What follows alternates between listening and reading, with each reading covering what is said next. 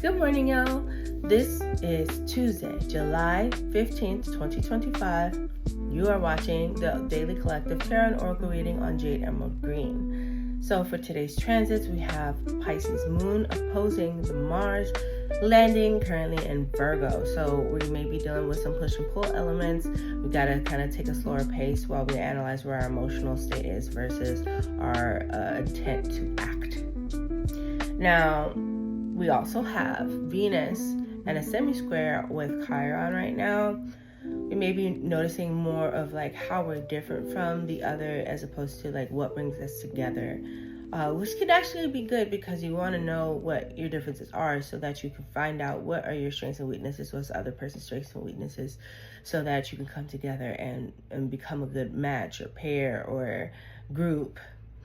So analyzing our relationships essentially is the significance of that transit.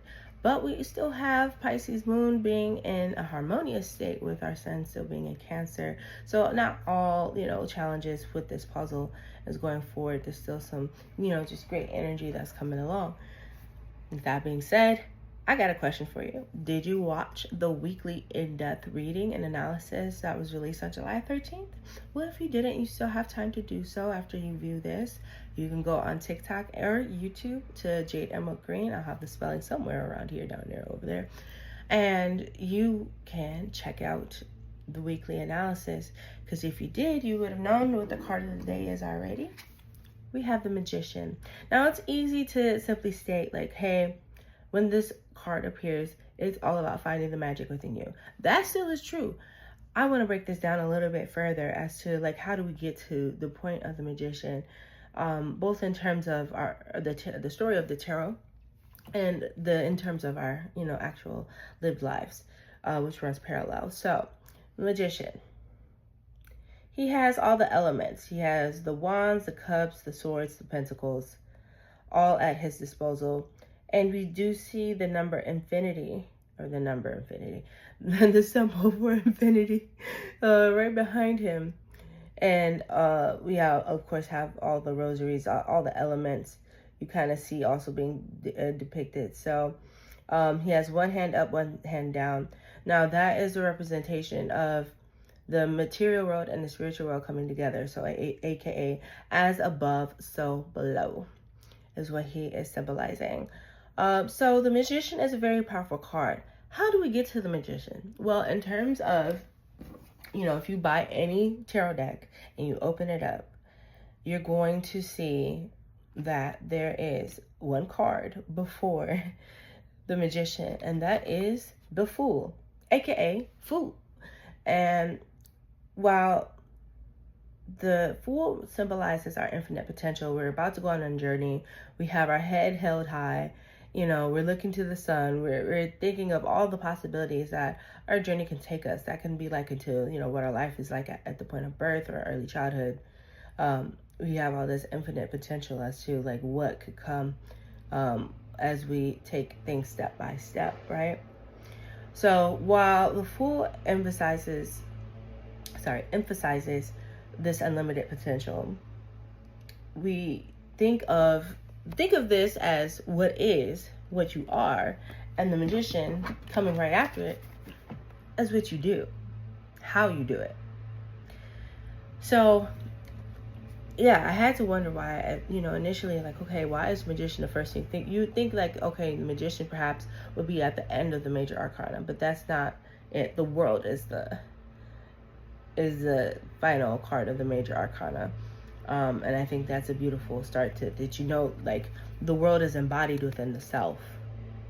Once you make the choice to embark on the journey, you know that you have everything within you, but now it's, as you go through your journey, it's how do you utilize all these tools that you have at your disposal. So that is our card for today. Oh, one thing, now I'm gonna put this back up because I was also thinking about this. Sorry, y'all, if my brains are all over the place. So we have the sword, the wands, we have the cups, we have the swords, we have the pentacles. So which do you use first? Do we use the wands? Do we use the cups? Do we use the swords? Or do we use the pentacle? Well, and they're all important. Also, in the order of the cards, usually it's the wands that come first, which represents our passion, our creativity, our ideas. Then it's the cups that deals with our emotions. Then it's the swords that deals with our mental state, our passion, our capacity to enact or have a will, to enforce our ideas, or to, honor our emotions through our thoughts and through our intended action. And then the pentacles is the execution, in the external world. So I think that's a very beautiful way of thinking of things. Okay, so that's our tarot read for today, and it is paired today with the Yoruba goddess Yemaya, awakening, healing, so to speak, if you will. She's the goddess of the ocean. And with Yemaya, we have to ask ourselves, what is it that we're awakening to? And I want to say awakening because it's an active process. I think the word woke, of course, has been overutilized in our public discourse for so much time now that it is like a radioactive word that people tend to stay away from because it's of its perceived negative connotations now. But with Yemaya, the question is always like, what are you paying attention to? Where is your healing coming from? It's important to note that healing is not linear, and that is okay. That is a-okay. But as long as you are doing the work that it takes so that you have those, your dolphins in the background, dolphins of protection to speak, come about with you. When you are praying, are you begging? Or are you clarifying your intention, to be on this earth to fulfill your mission? And are you asking to have the clarity to help further your mission? Are you stating to your higher power, your higher self, that, I am committed to the mission that I have set to do on this life, but in order for that to happen, here's what I need. When you are awakened to your limitless potential, right, to who you are and your ability to do the things that you are here to do with all the resources that you have from within, it makes this process more worthwhile. I won't say easier, but way more worthwhile. When you're just in a state of begging in your prayer, it becomes a lot harder for those prayers to be answered without you even having a plan. Even if your plan is to just, I need to develop a plan to plan. You get what I'm saying? So I really appreciate Yemaya coming out today and to, have us be fertile with our sense of being, our sense of doing, our sense of mission, our sense of power. So thank you so much for being a part of this reading today. Make sure you like, comment, subscribe, follow wherever you're listening to this on or watching on. I really appreciate each and every one who engages.